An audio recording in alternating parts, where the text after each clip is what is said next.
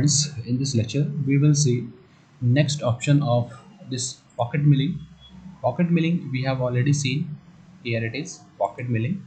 So in this model, we have some undercut area. See here and here.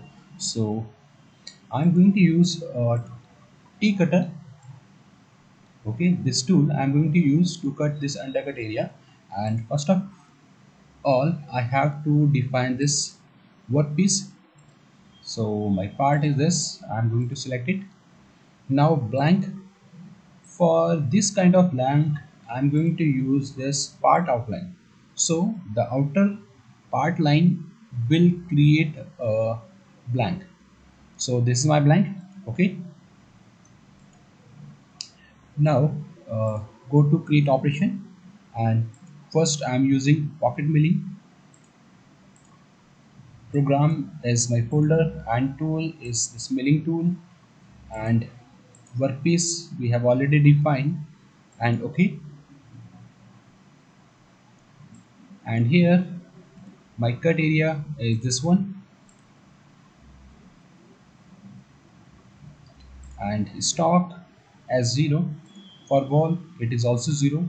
I'm using 3D IPW, or we can select blank geometry.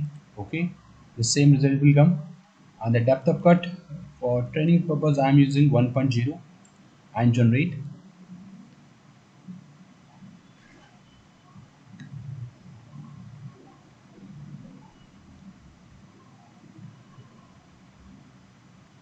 And under this strategy, this allow undercutting, I'm not using this because this tool will not work in undercut area.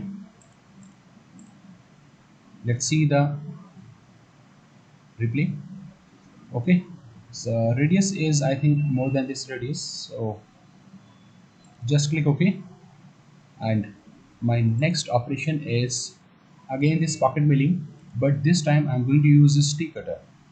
The dimension of T cutter must be like this, so that the tool must go inside this undercut area. Okay, and click.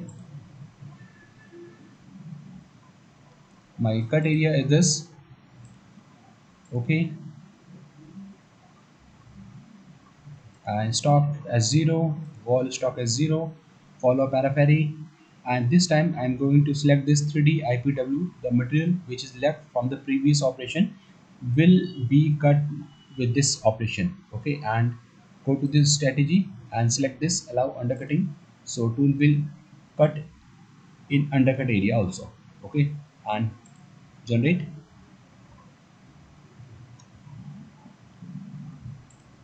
And the depth of cut,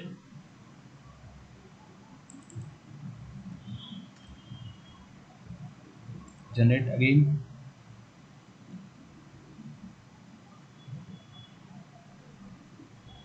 And see this.